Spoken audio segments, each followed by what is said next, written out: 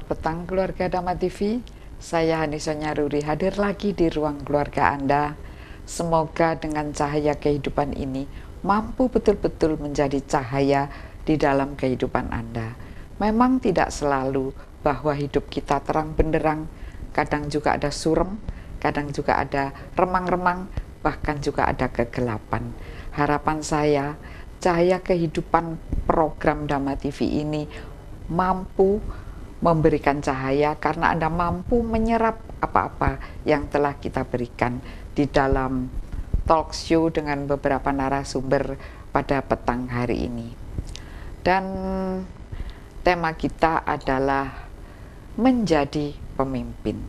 Ini semua orang tentu ingin menjadi pemimpin, semua orang tentu ingin menjadi leader, menjadi orang yang terdepan. Tetapi bagaimana caranya? Kita kupas sampai 1,5 jam mendatang dan kami persilahkan untuk ber-WA di nomor WA saya di 08775 990 7102. Kami persilahkan. Dan telah kami undang di studio yaitu Yang Mulia Bante Dhammawijayo Mahatera. Bante, Namo Buddhaya. Sukihonto, Namo Buddhaya. Semoga semua makhluk hidup berbahagia untuk mendapatkan sinar kebijaksanaan dalam batin dan pikiran kita bersama. Terima kasih Yang Mulia Bante telah hadir di studio. Dan yang kedua yaitu Bopo Antoni Wibowo. Rahayu. Rahayu, Rahayu, Rahayu, Rahayu Sagung Tumadi, Rahayu Kang Sarwo Tinemu. Baik, terima kasih sudah hadir di studio. Tema kita menjadi pemimpin. Karena seorang pemimpin itu ada di atas dan pengikutnya ada di belakangnya atau di bawahnya. Tentu menjadi seorang pemimpin adalah menjadi panutan, menjadi tokoh, menjadi menjadi sosok yang bisa dicontoh. Inilah harapan rakyat, harapan kami semuanya agar bisa dan mampu menjadi pemimpin yang bisa ngayomi dan ngayemi para pengikutnya. Seorang pemimpin yang tidak mampu memberi pengayoman, artinya perlindungan. Ngayemi artinya memberikan ketentraman kepada pengikutnya atau rakyatnya atau followernya, maka tentu dia tidak layak untuk menjadi pemimpin. Bahkan kalau kita melihat pemerintah Jepang, itu tokoh-tokohnya ada yang berani harakiri, yaitu dia membunuh dirinya sendiri karena malu, karena tidak mampu untuk mengatur atau mengerjakan pekerjaan yang telah diamanahkan kepadanya sebagai seorang pemimpin. Daripada malu, maka Jepang mempunyai cara yaitu harakiri. Tetapi dewasa ini di Indonesia tidak ada pemimpin tak satu pun yang berani harakiri, atau mungkin tidak berani atau tidak musim begitu. Bahkan kalau masuk ke penjara senyum aja, akeh kancane. Teman saya banyak di penjara juga, teman-teman saya juga. Jadi masuk penjara juga tidak malu. Dan budaya ini tentu sangat, saya bilang budaya ya, karena sudah membudaya. Dan apa ya, ini menjadi rakyat ini terlukai hatinya. Orang-orang seperti kita ini menjadi sakit hati, melukai hati kita. Dan itu luka yang satu belum selesai, ada luka yang lain yang dilakukan pejabat yang lain, ada lagi. Nah, itulah luka-luka yang bukan lukaku pemain dari Eropa. Baik, kita memulai dari tentang menjadi pemimpin ini. Saya ke Bapak Antoni ya. Menjadi pemimpin, kalau menurut wong Jawa, menjadi pemimpin bagaimana? Iya, menjadi pemimpin, saya pakai mungkin tidak wantah coro Jawa, tapi saya memakai tinjauan yang bisa diterima oleh, moga-moga bisa diterima oleh semua kalangan, yaitu dari tinjauan sosiologi budaya. seperti yang dikatakan Bu Ani tadi, pemimpin tadi adalah pribadi yang menjadi panutan, menjadi apa itu, penggerak, menjadi ya yang diikuti dan sebagainya. Pertanyaannya adalah pribadi yang bagaimana yang layak disebut atau menerima amanat memimpin itu sendiri. Layak diikuti. Layak diikuti dan bisa ngayomi, bisa ngayemi tadi itu. Kan gitu ya, Tan? Yeah. Dalam hal ini ngayomi dan ngayemi itu tidak hanya berbicara tentang kesaktian, ya toh, atau punya dana yang besar dan sebagainya, bukan, tetapi kualitas pribadi sebagai pemimpin. Dalam sosiologi budaya itu berangkat dari amanat seorang pemimpin tadi itu. Maka seorang pemimpin itu pertama-tama katanya harus pribadi yang pertama-tama bisa memimpin dirinya sendiri, kemudian bisa melaksanakan, mewujudkan tanggung jawab atau hak dan kewajibannya, yaitu 3 hal. Yaitu dia menjadi pribadi yang siap berpartisipasi, mengambil bagian, kemudian rela berkontribusi, memberikan apa yang dia punya, dan terbuka untuk evaluasi. Tidak hanya dia mengevaluasi bawahan, tapi dia juga dievaluasi oleh bawahan atau orang lain. 3 hal ini menjadi pilar, basis dari seorang yang pertama-tama layak untuk itu. Jadi pertama dia harus menjadi pribadi yang siap berpartisipasi. Jadi misalnya malam-malam ada orang jaga, ya dia harus datang ke orang jaga. Dia mengambil bagian dari tugas itu. Ikut ya, jaga. Kemudian dia menjadi pribadi yang rela berkontribusi, memberikan apa yang dia punya. Yeah.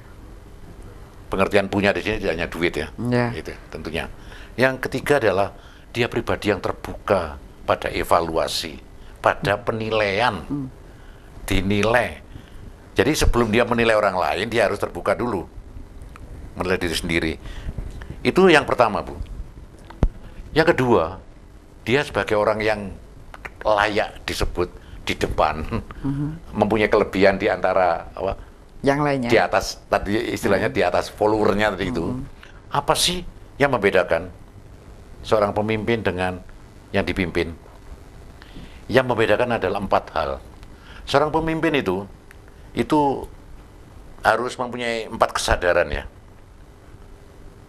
Pertama, dia pribadi yang sadar pada perspektif. Artinya itu mulai dari mana, menuju kemana, kapan mulai, harus bagaimana di sana. Harus bagaimana, itu dia bisa memahami perencanaan dan sebagainya. Pemetaan pikiran dia. Ya. Yang kedua adalah kesadaran pada fokus. Bahwa suatu tujuan akhir itu tidak bisa jujuk, tapi selalu proses. Ada tahap-tahap. Nah, followernya diajak untuk menyelesaikan tahap demi tahap ini. Dan dia tidak terpecah fokusnya. Sekarang ini misalnya tahap apa itu? Penertiban hukum misalnya. Ya, ini aja dulu. Sebagai prasyarat untuk tahap berikutnya. Ya. Tapi memang ada penalarannya. Setiap keputusan itu dibangun oleh yang namanya basis penalaran.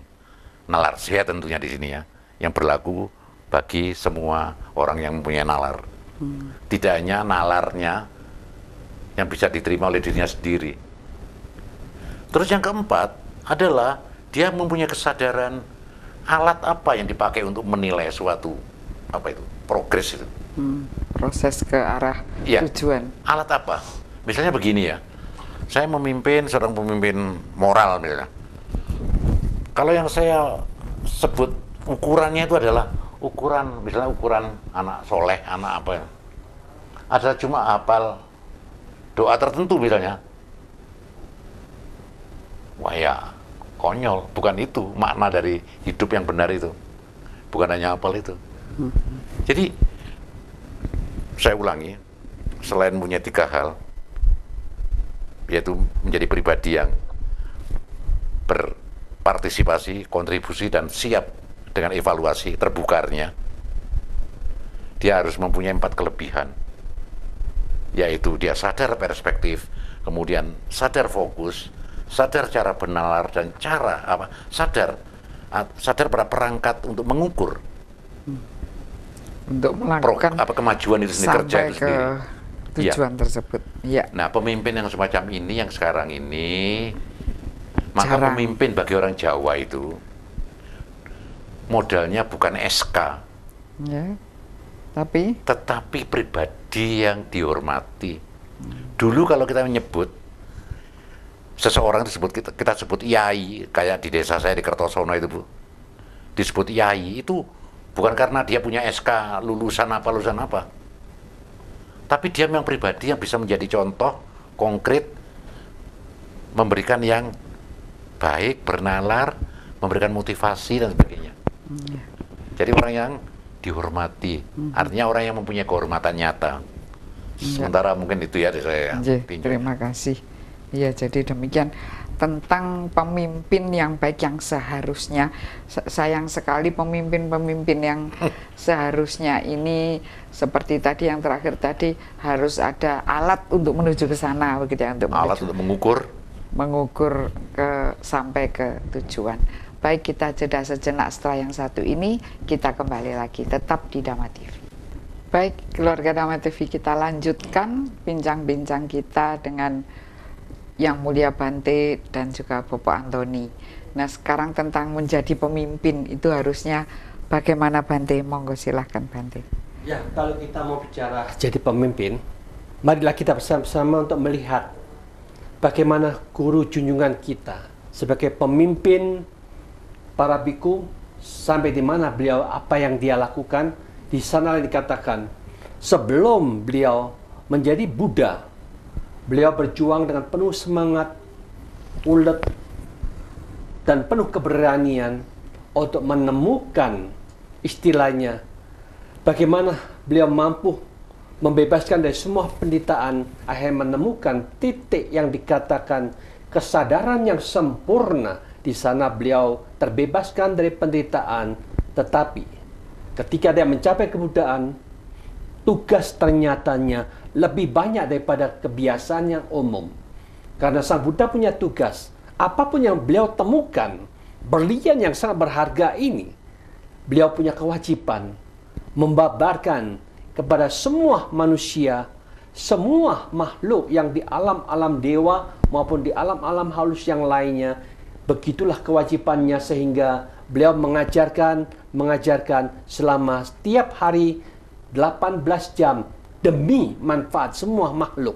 Dan beliau tidak menerima gaji dari mereka-mereka, sehingga apapun yang diberikan itu mutlak murni dengan tidak ada pamrih apapun juga. Kalau pemimpin sudah memimpin batin dan pikirannya bersih, murni, dia tidak mengharapkan apapun juga. Tidak mengharapkan kedudukan, tidak mengharapkan kekayaan, tidak mengharapkan pujian, tetapi dia sepenuh-penuhnya demi kebahagiaan semua makhluk. Kalau kita pemimpin ada yang seperti ini, pasti korupsi tidak akan ada di mana-mana, kejahatan tidak akan muncul di mana-mana, karena yang mimpin sudah bersih batin dan pikirannya. Inilah sebagai seorang Buddha telah memimpin dengan tepat dan benar.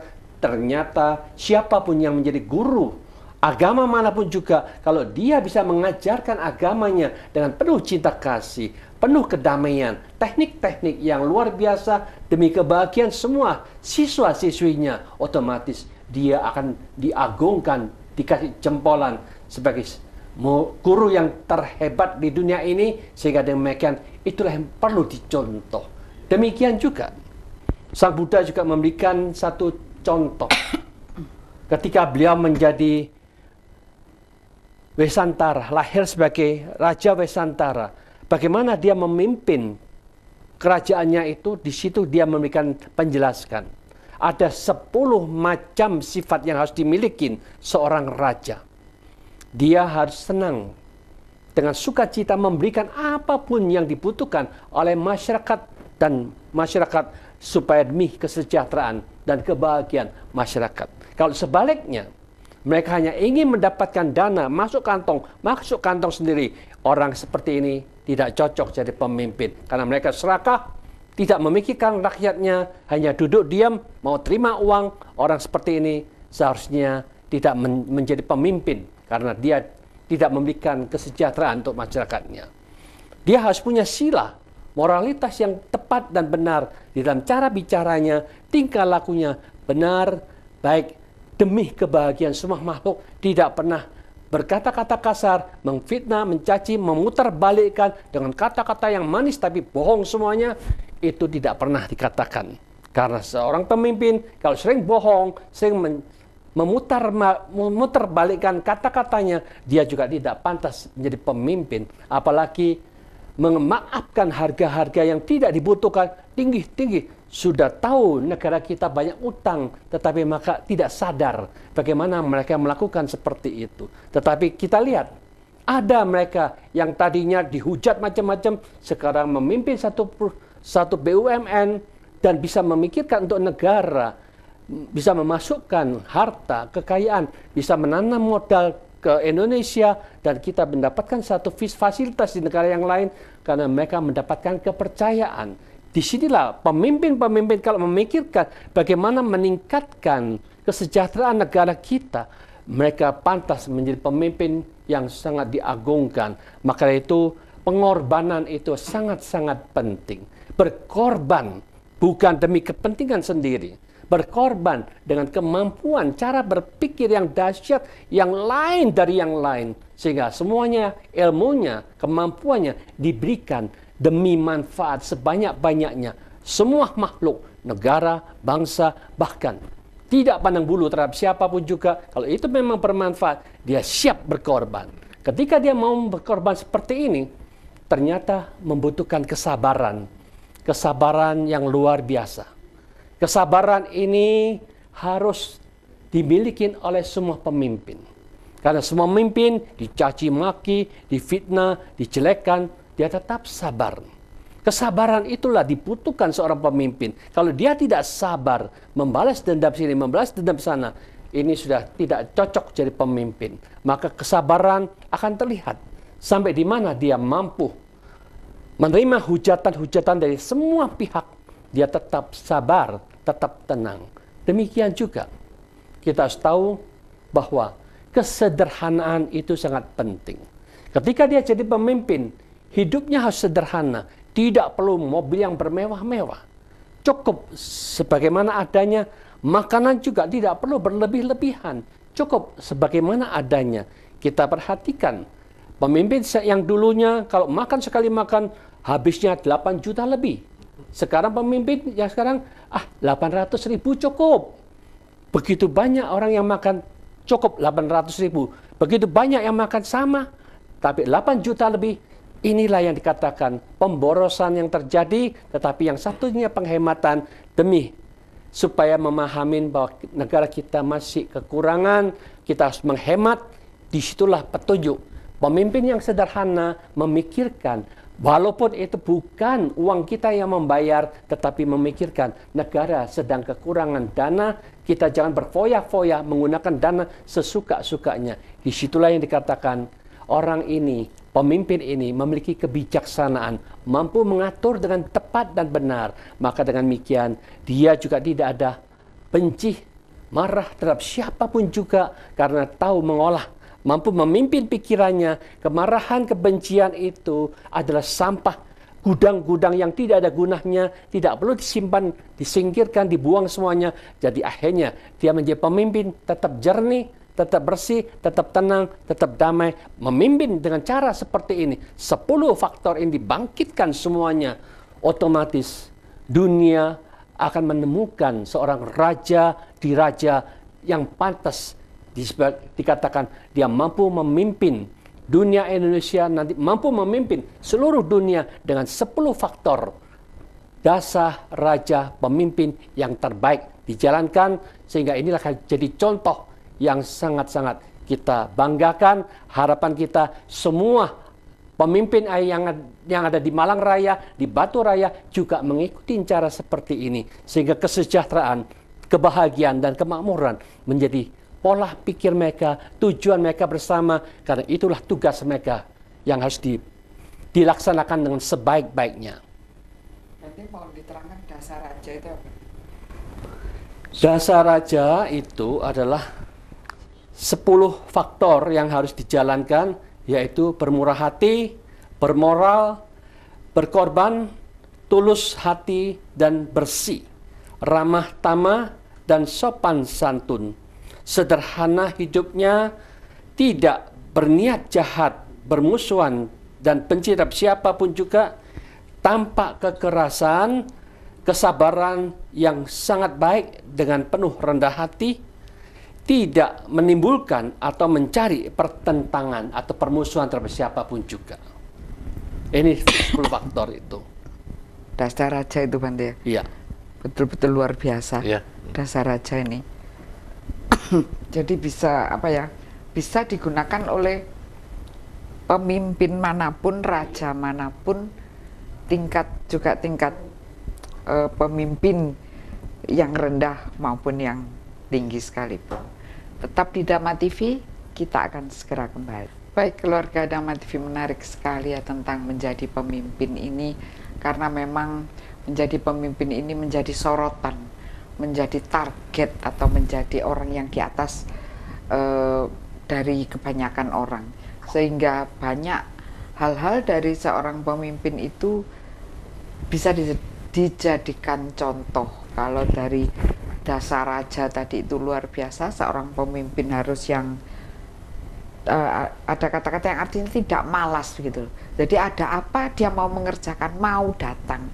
Jadi kalau ada pemimpin yang aduh banjir, nanti ajalah ya, tambah kelelep begitu. Banjir, seorang pemimpin harus ada di tempat, harus ada di antara rakyatnya, harus memberi ayem dan mengayomi bagaimana harus dilakukan untuk penanggulangan banjir misalnya. Tidak, hujan-hujan males keluar, tidak bisa begitu. Dan juga dia harus ada kesederhanaan, jadi mau datang ke tempat-tempat banjir itu dengan risiko bahwa sepatu dan pakaiannya akan kotor. Harus berani begitu, karena memang seorang pemimpin itu harus bisa lebih berani daripada rakyatnya atau daripada orang-orang yang lainnya. Dia harus lebih kuat, makanya dijadikan pemimpin.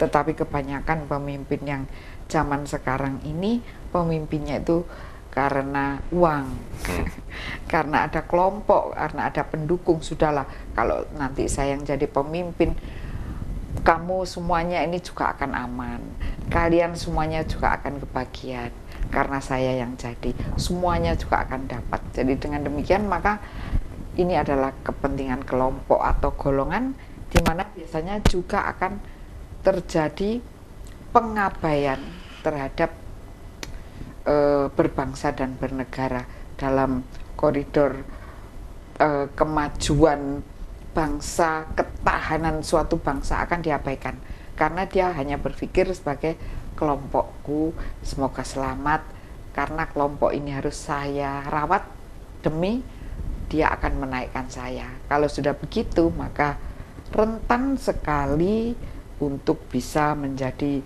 satu daya kekuatan bagi bangsa dan negara ini, karena negara ini negara besar, bukan negara kecil yang hanya seperti negara yang lain. Kita ini negara yang sangat besar. Baik, kepada Bapak Antoni, monggo tentang seorang pemimpin ini harus bagaimana? Iya, saya jadi ingat tadi itu Bu Ani bicara mengingatkan kita ucapan seorang pemimpin itu di Jawa itu disebut apa tadi itu? Sabdo Pendito Ratu. Sabdo Pendito Ratu tan kena ing wolawali, kan itu ya. Tidak boleh dibolak-balik gitu ya, atau tidak boleh kembali bola kembali begitu. Iya gitu ya. Apa sih sabda yang disimbolkan seperti ucapan seorang pandita ya, atau seorang raja itu? Kok tidak boleh kembola kembali ya? Kalau A ya A, ya toh? Ya. itu adalah ungkapan kesadaran bahwa yang diucapkan itu memang suatu kebenaran. Sudah melalui proses pertimbangan rasa yang dalam ya. Iya, makanya seorang pendeta simbolnya adalah yang mampu mengendalikan dirinya, yaitu kehendak ya, karepe pikir, karepe ini dikendalikan sampai ketemu yang paling inti, sehingga menjadi sabda, menjadi ucapan yang tidak boros dengan kata-kata ya, tapi menjadi satu kata-kata yang bernas, yang berisi. Itu sabda, mudah diingat dan selalu gampang teringat. Seperti seorang raja. Kalau isuk dole sore tempe ya, memble ya. Artinya kapan tadi mendol? Iya, kapan tadi mendol? Jari arek Malang kapan tadi mendol? Ya. Jadi kalau demikian maka dia sedang ingkar pada kebenaran. Kebenaran itu tidak bisa diingkari. Tanhana dharma mangruwa. Kan gitu ya? Yeah. Jadi ada konsekuensi seorang disebut pemimpin itu, ucapnya harus benar, tidak boleh ingkar, tidak boleh mencela-mencele. Maka dia mesti pribadi yang kuat, kukuh ya, kokoh ya. Kokoh dalam arti bukan sakti tapi mampu mengendalikan seluruh kehendak, emosi, kemarahan dan sebagainya, itu mampu sampai akhirnya ketemu yang paling inti, galihnya. Ketika keluar itu menjadi sabda. Dan dia sendiri akan menjalankannya. Pasti harus, sebab dia panutan. Ya. Dia orang pertama yang mengambil bagian, dia orang pertama yang memberikan kontribusi, dan dia siap untuk menerima evaluasi. Semuanya hanya dengan satu kata kalau dalam bahasa agama saya. Menjadi pemimpin itu setiap orang kepingin. Tapi menjadi pemimpin itu motif dasarnya adalah melayani. Pengabdian. Melayani. Jadi ministry itu pelayan toh. Pelayanan toh. Menteri itu bahasanya menteri toh. Itu pelayan. Jadi kita melayani kehendak terbaik dari kehidupan bersama, kehidupan masyarakat ini. Nah, yang dilayani jangan karepe dhewe, butuhe dhewe dan sebagainya. Bahasa Indonesia namanya pemimpin itu adalah pelaksana dari hajat hidup orang banyak. Ya, selalu yang diemban itu hajat hidup orang banyak, bukan hajat hidup dirinya sendiri, kelompoknya sendiri dan sebagainya. Tadi yang dikatakan oleh Bante tadi, yang punya karakter dasar raja tadi, quality, dia sudah bukan mikir diri sendiri, dia sudah ke sana. Aplikasinya kan demikian ya. Saya tertarik untuk itu. Memimpin adalah setiap orang ingin, tapi melayani nanti dulu, apalagi diperlakukan sebagai pelayan. Ini butuh kerendahan hati. Seperti butuh jiwa besar, dasar raja dari Bante tadi, butuh keikhlasan, butuh gitu. Lah ini semua praktek dari dasar raja tadi itu, saya pikir begitu ya. Jadi yang memang butuh kerendahan hati. Kalau dia tetap di atas, ketika banjir, ndak datang dia melihat rakyatnya. Iya. Jadi memang kehormatan itu bukan pada jabatan pemimpin, kan itu ya, kehormatan yang diperoleh dari masyarakatnya itu loh, tapi memang dari kemanusiaannya yang utuh ini sendiri. Ya aku njobo jero yo ngene. Itu yang sulit, karena menjadi manusia seutuhnya atau satria utomo. Makanya terus tadi itu, mengapa kata-kata mandi kaya Sabtu Pendito Ratu tan kenoing wolawali itu gak gampang jadi pendeta itu ya. Gak gampang, bukan hanya lulus dari seminari atau dari enggak. Bukan hanya itu syaratnya. Saya pikir ini tambahan sedikit. Pemimpin ternyata kalau kita bicara setidaknya ya, itu ya. Tidak bisa. Kenapa Bante kok kata-katanya sebagai seorang Bante kata-katanya harus begini, kelakuannya juga begini, karena dianggap sabdo pendito ratu ya Bante. Jadi anggap kata-katanya Bante atau kata-kata seorang pendeta itu adalah sabda. Mengapa harus begitu Bante? Ya, memang kalau diperhatikan para Bante itu kan mereka sungguh-sungguh serius menjalankan. Keseriusan itulah yang dikatakan akan menjadi kekuatan pikiran yang luar biasa. Pikiran yang luar biasa ini akan menjadi kata-kata apa yang diucapkan itu akan menjadi kenyataan, bisa menjadi sabda yang luar biasa ya, itu pula kan mandi gitulah. Jadi kalau kita mengatakan bahwa sesungguhnya kalau kita lihat mengapa Jakarta itu banjir dan banjir terus dan tidak pernah teratasi dengan sebaik-baiknya, disinilah kekurangan kerjasama. Jadi seharusnya mereka tahu banjir di Bogor sudah sekian tingginya, 8 jam lagi akan masuk ke Jakarta. Ini kan dari, kalau dilihat sumbernya kan dari Bogornya. Maka dari itu pimpinan-pimpinan desa yang di Bogor itu mereka harus kerjasama. Dia punya uang, dapat uang 2 miliar misalkan dari pemerintah. Bagaimana uang 2 miliar ini bisa dibuat untuk penampungan air dam yang sedemikian besarnya sesuai dengan kecukupan itu. Kalau mereka membuat, oh ini aku bisa buat untuk 1 kilo kali 5 kilo misal, ya lumayan. Kalau ada berapa desa di situ, 5 kilo buat mereka buat, itu bisa menampung sampai 50 juta liter air misalkan. Nah, dengan demikian itu akan membantu air yang dikirim ke Jakarta itu berkurang. Akhirnya 10 tempat membuat ini, kanan kiri buat seperti ini. Ternyata tidak menyebabkan banjir.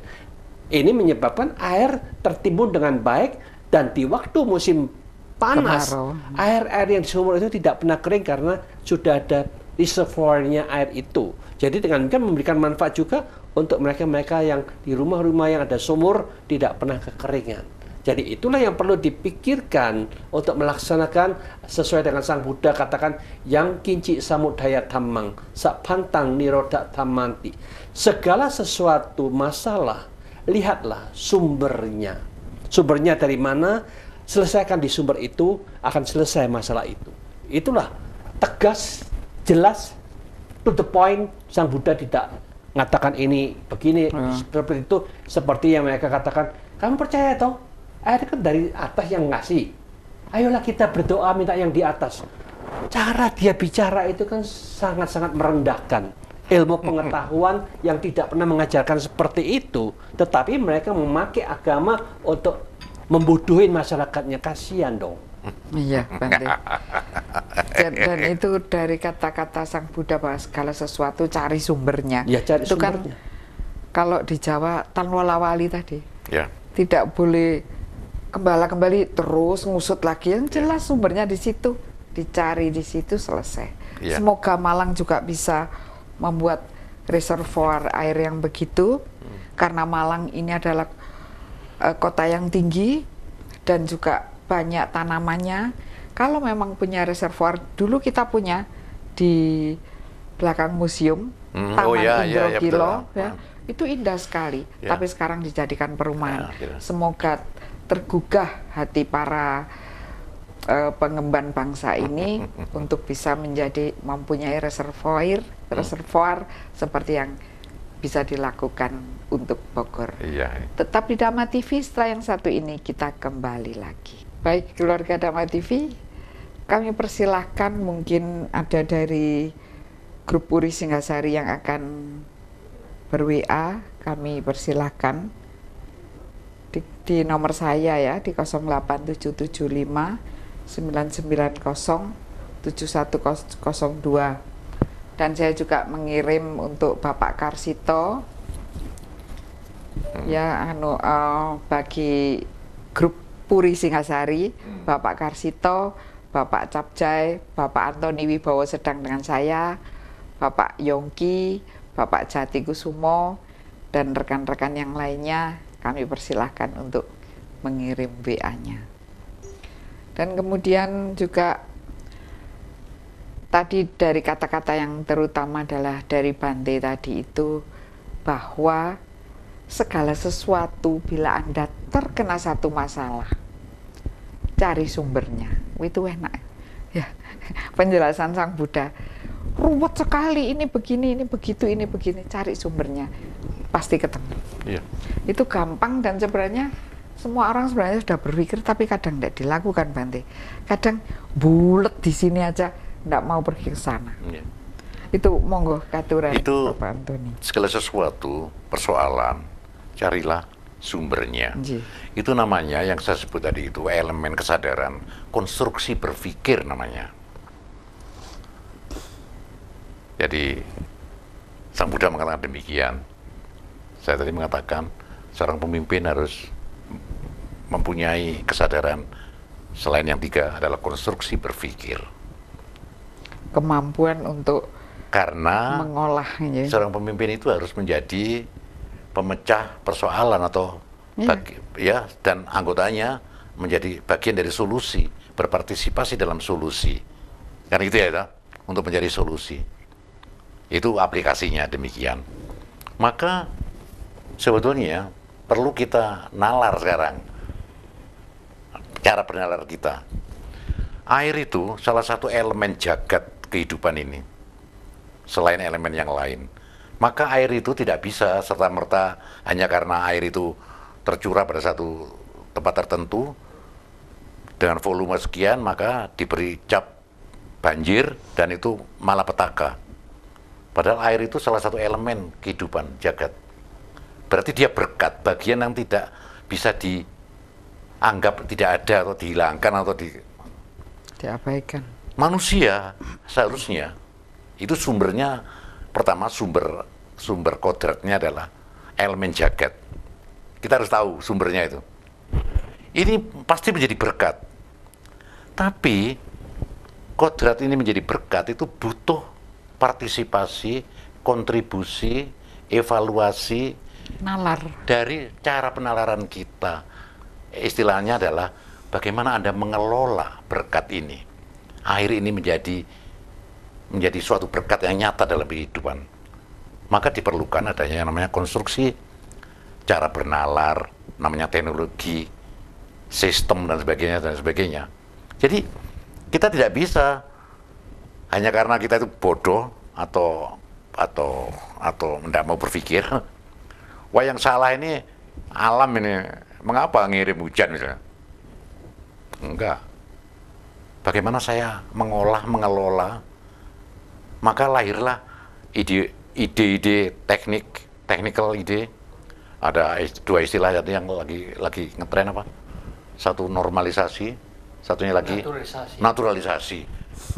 Kita ribut dengan istilah, tapi binatang apa itu? Kadang-kadang nggak ngerti. Atau memang dibuat Rumit. berbunga-bunga kata-kata itu ya, tidak pada intinya, tidak pada sabdanya, ya, tidak pada pesannya, tapi pada apa itu ini worsonya, ini apa, debatnya ya. Ya, pada kembangannya. Kembangannya benar ya. Jadi saya ulangi sekali lagi, maka dimanapun itu pasti kita tidak bisa menyetop adanya kodrat jagat ini yang namanya elemen yang tercurah pada jagat. Salah satunya adalah air. Masih ingat kita ya, punya ada elemen-elemen prinsip dalam jagat ini. Ada 4 elemen itu sendiri. Salah satunya adalah air. Air itu harus menjadi berkat. Itu dibutuhkan tanggung jawab, partisipasi dan kontribusi setiap orang. Betul. Ya, tanpa itu terus jadi sumber bencana. Berarti ada 2 sumber. Sumber kodratnya itu dari memang elemen alam. Sumber kedua adalah Anda mau berpikir atau tidak, mau mengelola atau tidak. Berarti ini cara kita memanfaatkan penalaran kita yang terbaik untuk semuanya. Selalu ada 2 sumber, ya, dari kodratnya dan dari ini. Sekarang kalau tadi kita kan bicara tentang budi pekerti ya. Seorang pemimpin yang berbudi pekerti tentu secara apa ya, otomatis begitu, karena ada budi pekerti, tentu dia akan mengelola air. Iya, Karena benar. padahal budi pekerti loh. Budi pekerti sebenarnya bukan hanya termasuk tata krama terhadap alam. Saya tadi ngomong, prinsip dari budi pekerti adalah orang sadar pada tatanan, tata nalar, tata pikir ya, tata patra, tata ucap, ini semua tertata. Nah, dalam bahasa teknisnya adalah konstruktif, gitu. Ngerti konstruksi ini? Iya. Ini tertata lah cara berpikir. Jadi Dengan adanya banjir atau apa, pasti dia akan setelah mencari sumbernya, ya mencari solusinya. iya. Lah sekarang kalau kodratnya, naturalnya, kali berantas itu memang liwat kini ya, ta? Ya, Iya, ta? ya, Terus kita tidak bisa memindahkan, ya kita harus bagaimana menciptakan tata kelola untuk tidak menjadi bencana. Mungkin praktek atau apa bunyi hukum-hukum, peraturan-peraturan. nah. Sekarang kan banyak sekali daerah aliran daerah aliran sungai sungai. itu malah dibuat Nah, basement, Ya. dibuat beton-beton yang kuat. Saya kira seseorang yang berbudi pekerti, seseorang yang kalau di Buddhis mempunyai sila, iya. Betul. mempunyai aturan hidup, dia tidak akan, Ngerti tatanan. dia tidak akan, loh ada cuma rumahku kok Iya. yang akan membuat basement di sungai ini. Tapi seseorang yang punya sila, seseorang yang berbudi pekerti Iya. tidak akan melakukan. Berarti pemerintah yang membiarkan peraturan Iya. berlakunya itu, dia menjadi sumber masalah. Jadi ingat ya kata-kata tadi itu. Setiap permasalahan, carilah sumbernya. Ketika terjadi banjir ini kayu tangan, gangan ini mergo kali ini disempitkan. Dipakai, ya, itu. Iya toh? Kemudian siapa yang memberi Nah. izin IMB? Nah, ya ketemu tuh akhirnya. sumbernya. Kalau kita berpikir konstruktif, tertata, kita gak usah ngarani wong liya-liya no. Kita bisa ngerti sebab utamanya apa. Ternyata cara kita mengelola berkat ini menjadi karena keserakahan akhirnya menjadi laknat. Iya. Ya, Dan ketika seorang pemimpin menandatangani sebuah IMB, tolong dilihat. Katanya benar. seorang pemimpin tidak boleh Yes. malas. Kerja. Sabdol itu, Tapi ya, tartangan sabdol itu. iya. Kemudian Bante tadi mengatakan harus mau bekerja begitu ya. Betul. Lah itu cobalah dilihat. Coba sebelum menandatangani IMB, lihat belakang Iya. ada sungai enggak, ada sumberkah, adakah tempat-tempat budaya, Iya. tempat-tempat purba, mungkin ada linggayoni yang harus diselamatkan. Tolong ya, ini nggak usah. Jangan, sudahlah tenang aja, ini amplopnya, jangan. Jadi Ini ada pertimbangan AMDAL Nah. ya itu seharusnya menjadi menjadi kisi-kisi pertama ya. pertama. Kisi pertama. Ini banyaknya tempat-tempat sejarah yang dihancurkan Oh, iya. sehingga kita tidak tahu siapa leluhur kita. Ini berbahaya sekali. Iya. Baik, tentang ini tadi Bante tentang Dasaraja tadi itu ada kalimat yang sangat menarik sekali, adalah bahwa orang tidak boleh malas. Kenapa Bante? Ada kata-kata mau bekerja gitu di 1, 2, 3 atau sekitar itu. Ya, otomatis kalau diperhatikan manusia ini, kalau dia sudah menunjukkan sering marah-marah, otomatis kan dia tidak mampu mengendalikan dirinya sendiri. Bagaimana dia mampu menjadi pemimpin? Seorang pemimpin kan adalah seorang yang sudah mampu mengendalikan dirinya sendiri dengan tepat dan benar. Otomatis kemarahan itu adalah petunjuk ketidakmampuan di dalam mengolah daya betul. ingat dan pola pikirnya yang Ya, salah. Bante. Dia tetap diarahkan yang salah itu ditunjukkan ke dalam masyarakat, ke anak buah kita, otomatis kita akan geleng-geleng kepala, oh ternyata dia bukan pemimpin yang terbaik. Tetapi kalau dia ada tetap sabar, tetap tersenyum, dan tidak ada benci dan tidak ada marah terhadap situ, tetapi dia mampu menunjukkan kewibawaannya dan menjelaskan, sesungguhnya kamu tadi ngomong begini, ini seharusnya begini, gini, ini loh yang saya maksud. Akhirnya dia akan kagum dengan, wah pemimpin ini, atasanku ini luar biasa, bisa membimbing kita, bisa menuntun kita, memang pantas mereka jadi pemimpin kita. Itulah yang dikatakan seorang pemimpin yang menunjukkan kerjanya juga tahu, cara berpikirnya tahu, cara mengendalikan pikiran juga tahu, cara ngomongnya juga tepat. Mereka akan dikagumin oleh anak buahnya sehingga mereka pantas jadi pemimpin yang terbaik. Jadi yang kata-katanya, ada di lingkungan mereka. Kata-katanya harus dipikirkan atau bagaimana Bante itu? Ya otomatis kata-kata itu bukan dipikirkan, tetapi kata-kata itu akan muncul karena dia sudah tertata, dibiasakan dengan menata pola berpikir. Segala sesuatu yang mau dibicarakan itu dia harus tenang dulu. Maka itu ketenangan ini sebagai dasar fundamental bagi setiap orang. Maka dari itu meditasi itu sangat-sangat penting. Amin. Kalau dia meditasi pagi dan malam terus-menerus setiap hari seperti ini dan mengkoreksi dirinya setiap saat, moral apa, kesalahan apa yang pernah aku lakukan, mengapa aku tadi kok marah, oh setelah waktu meditasi kita renung, oh saya begini-begini salahnya di sini, cara ngomong saya kok salah di sini. Nah dia analisa bagaimana cara ngomong yang tepat, yang benar, supaya aku lebih berwibawa, aku ada perubahan. Jadi direvolusi setiap hari, direnungkan, dianalisa untuk memperbaiki diri setiap saat. Itulah tujuan meditasi adalah seperti itu. Jadi sila nusati, merenungkan apa yang telah dikerjakan, apa yang telah diucapkan, kita perbaikin. Di sanalah yang dikatakan revolusi mental akan terwujud. Kalau ini tidak pernah dipakai oleh siapapun juga, kita hanya ngomong doang, revolusi mental nggak pernah dijalankan oleh siapapun juga, cuma ada kata-kata ini tapi nggak pernah dilakoni ya podo ae. Slogan. Hanya slogan aja, hanya omdo aja lah, omong doang gitu. Jadi revolusi mental sebenarnya dimulai dari mana Bante? Revolusi mental otomatis dimulai sampai di mana kita mampu mengendalikan pikiran, mengarahkan pikiran yang tepat, bagaimana kita menciptakan kedamaian di waktu-waktu tertentu. Kita latih bersama pagi dan malam, kita jalankan seperti itu. Disitulah yang baru perwujudan yang dikatakan revolusi mental itu terwujud. Kalau ini tidak pernah dijalankan, tidak pernah semedi, tidak pernah meditasi, tidak pernah introspeksi, semuanya akan amburadul. Karena dia tidak tahu bagaimana untuk merevolusi dirinya sendiri. Bagaimana dia mengharapkan revolusi mental terjadi pada masyarakat yang lainnya. Dia harus masuk ke dalam dirinya sendiri, direvolusi terlebih dahulu, baru diberikan dengan cara yang sama, revolusi akan terjadi. Baik keluarga Dhamma TV, kita sampai pada hal yang menarik yaitu revolusi mental.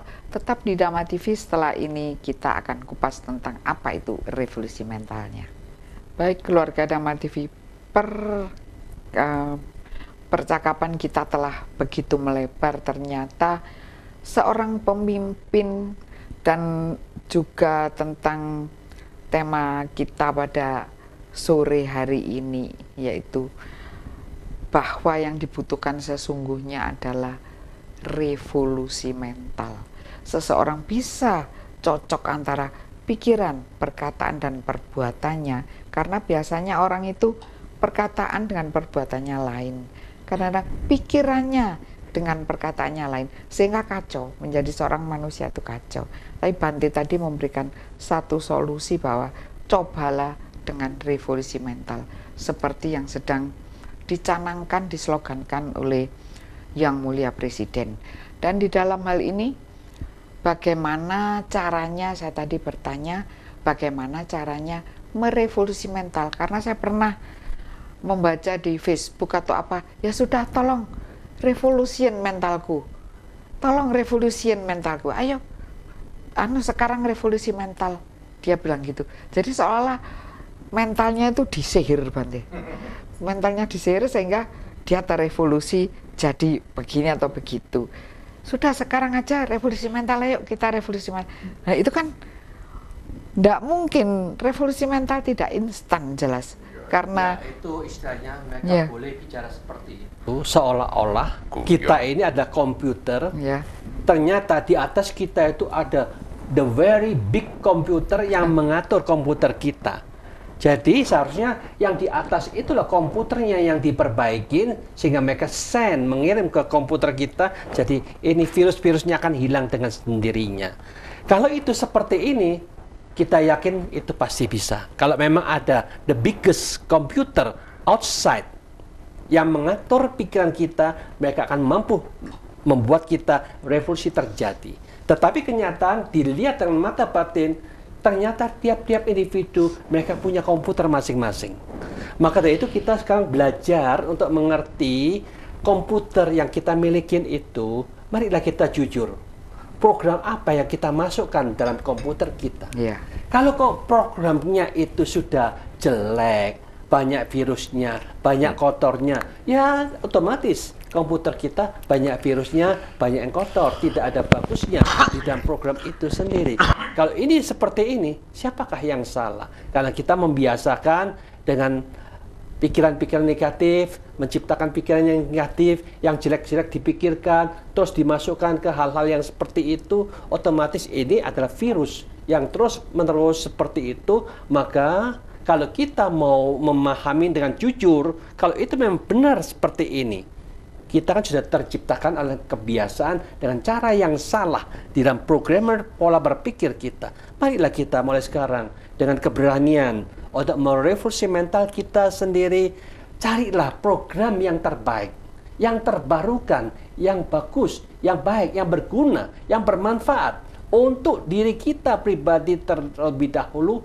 Bagaimana kita membiasakan menciptakan pikiran-pikiran positif, membangkitkan pikiran-pikiran positif, reprogram dengan segala sesuatu yang positif yang mampu mendatangkan manfaat. Kita lebih tenang, lebih damai, dan lebih bahagia. Gimana caranya? Ternyata caranya itu tergantung kebiasaan demi kebiasaan kita.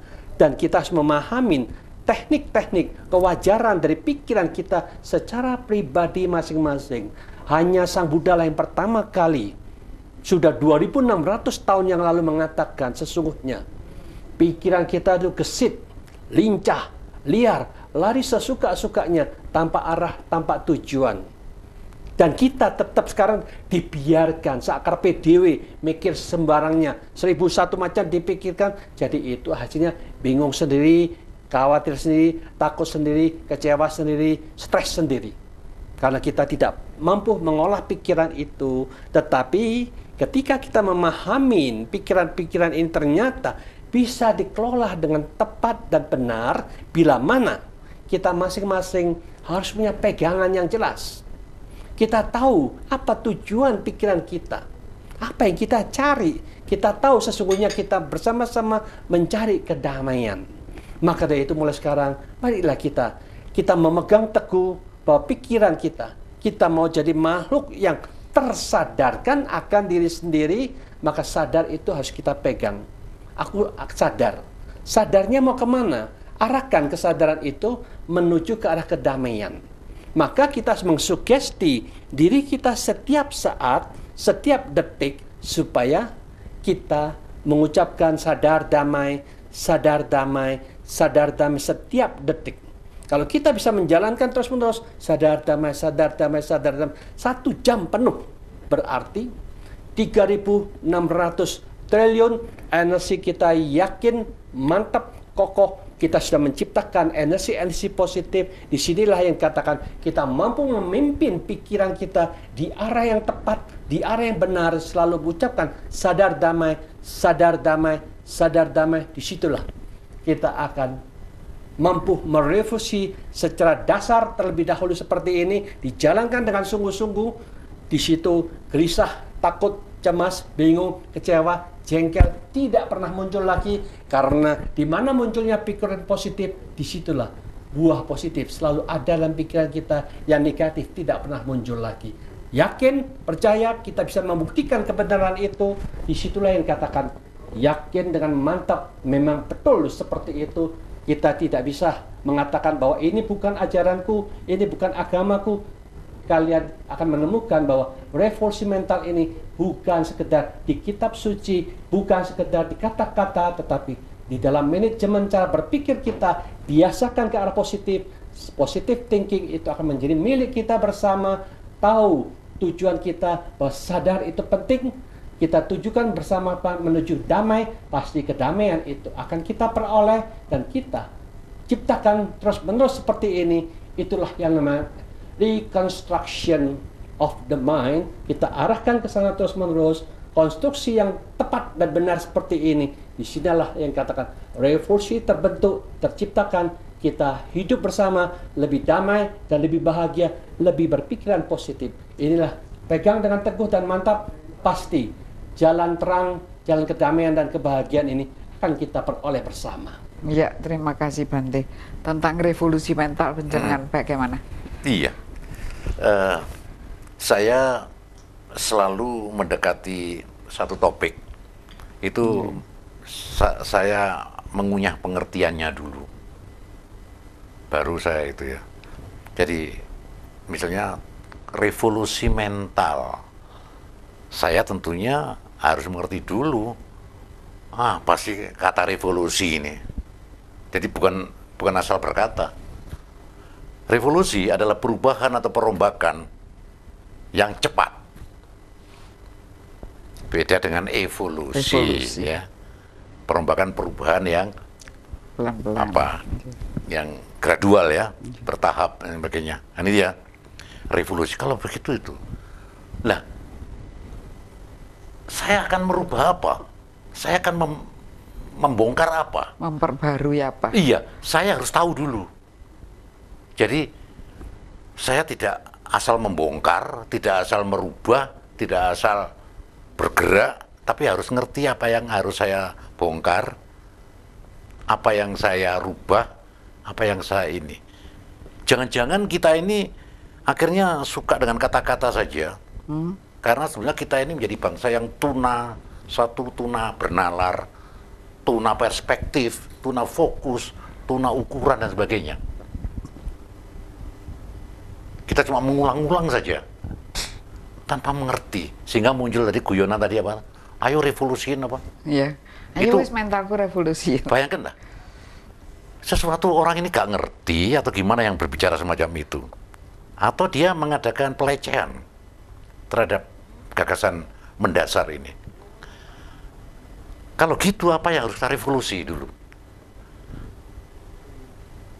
Para pendengar, para pemirsa, yang harus kita revolusi adalah hal-hal yang menjadi penghalang, penghambat, perusak dari segala niat kebangkitan maju kita sebagai manusia.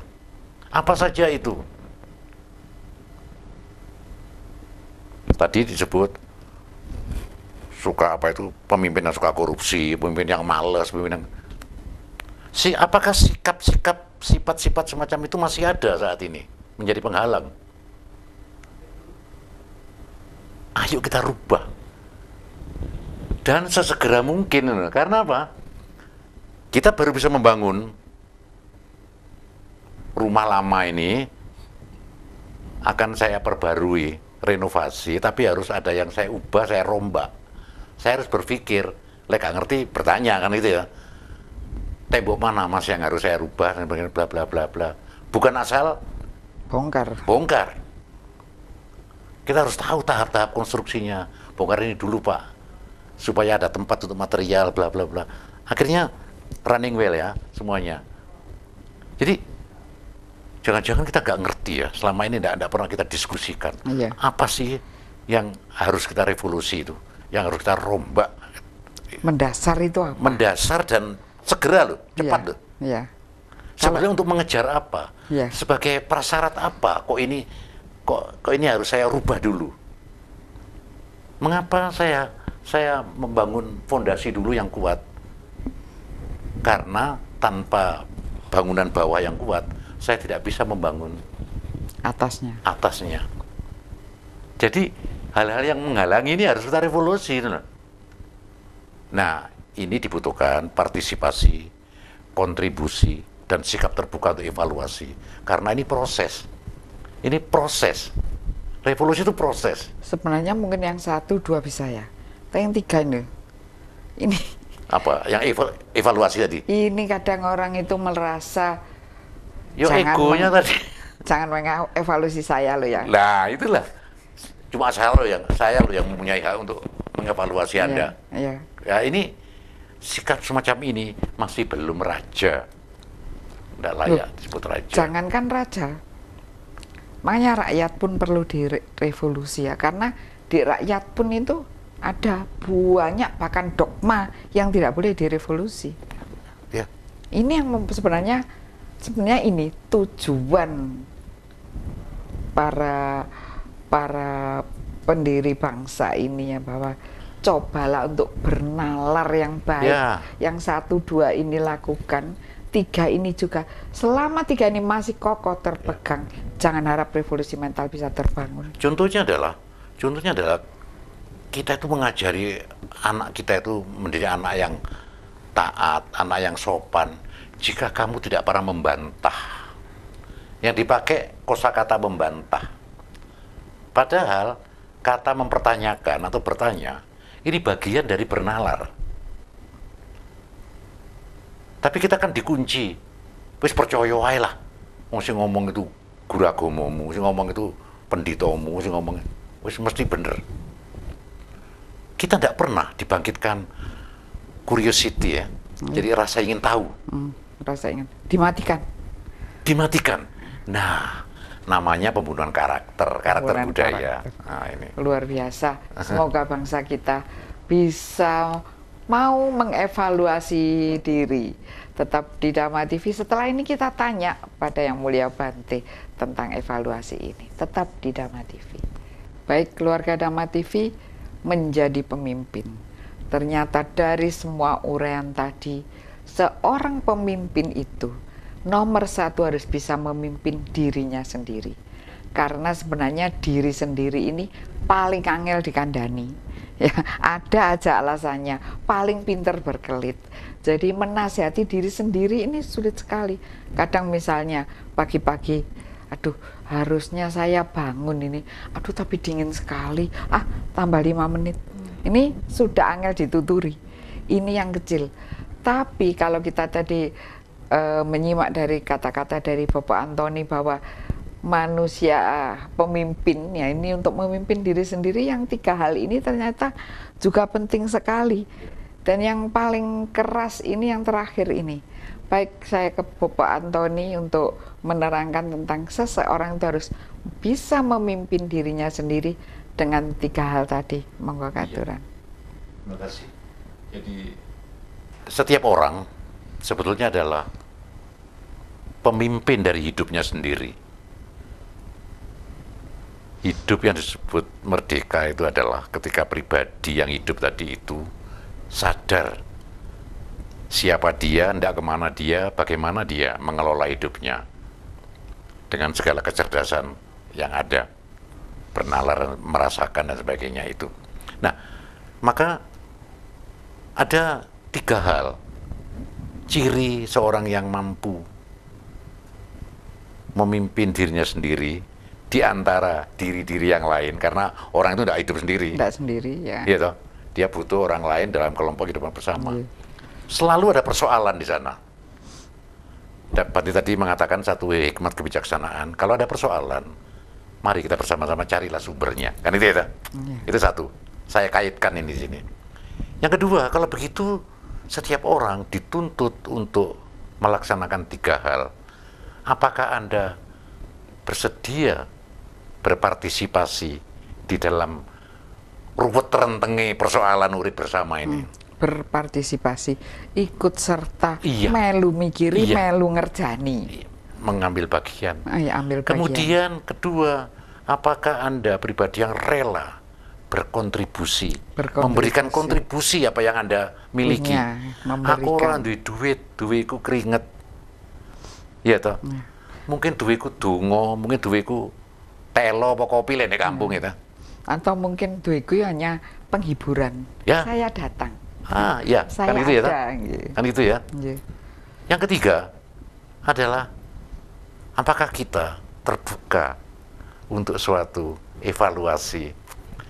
Apa yang kita kerjakan ini wis bener menurut arahnya, Mbak. Ukurannya bagaimana? Jangan-jangan merugikan orang lain nggak? Nah, duduk bersama kalau dalam masyarakat untuk mengevaluasi jenenge mufakat. Iya toh. Jadi kita duduk bersama untuk mengolah ini semua. Iku mau gote kudune menggo kono misalnya kita dipecahkan bersama. Sebetulnya masyarakat itu mempunyai kesadaran memimpin jika setiap orang anggotanya sadar bahwa saya bagian dari suka duka yang terjadi dalam kehidupan bersama, maka saya harus siap berpartisipasi, berkontribusi, dan siap menerima evaluasi dan memberikan evaluasi. Bukan kritik menjatuhkan, bukan menghina, tapi bagian dari solusi, bukan bagian dari permasalahan. Saya pikir itu. Jadi, ya Bu Ani ya. Setiap orang harus bisa menerima dan mengerti perlunya evaluasi. Oh iya, ya itu yang paling sulit karena menungso kanggonan aku. Kalau zaman dahulu ya, seseorang itu penuh pengabdian, maka disebut abdi. Iya. Dan kata-katanya adalah saya. Betul. Sehingga mengatakannya saya. Saya, dalam ucapan disebut saya. Saya. Duh, mohon maaf saya tidak bisa datang. Sekarang aku loh Bu. Sekarang aku. Ini kipas aku. Aduh, rasanya kalau ini bukan punya aku, kenapa sih? Aku begitu ditandaskan. Dulu masih ini punyaku. Iya. Gitu ya. Ini kipasku. Sekarang kipas aku. Kipas aku. Akunya ditandaskan. Iya, betul. Ini kata-kata ini sebenarnya itu menurunnya kualitas manusia. Bukunya teman aku. Ya, aku. Jadi ini menurunnya kualitas manusia karena dia tidak bisa berpikir bahwa manusia itu sebenarnya gandeng renteng, dayan dinayan, surup sinurupan. Artinya itu saling terkait, betul, saling bersinergi menuju kehidupan lebih baik seperti yang diajarkan oleh Sang Buddha. Monggo Bante tentang tema kita kali ini supaya kita bisa menjadi lebih baik hidupnya, Bante. Para pemirsa Dhamma TV yang berbahagia, kita semua akan menjadi pemimpin bagi diri kita sendiri, maka perubahan demi perubahan itu perlu kita rubah. Maka dari itu kita lihat dalam diri kita masing-masing, adakah musuh yang membuat kita tidak bahagia di dalam diri kita masing-masing. Setelah kita merenungkan, menganalisa, ketidakbahagiaan itu adalah kesalahan kita pribadi, mengarahkan pikiran kita menuju yang tidak membahagiakan, di antaranya kita masuk ke dalam kebencian, kita terbakar oleh kebencian, kita menderita di sana. Maka dari itu kebencian ini seharusnya kita tinggalkan. Kita berani katakan itulah musuh yang membuat kita menderita pribadi.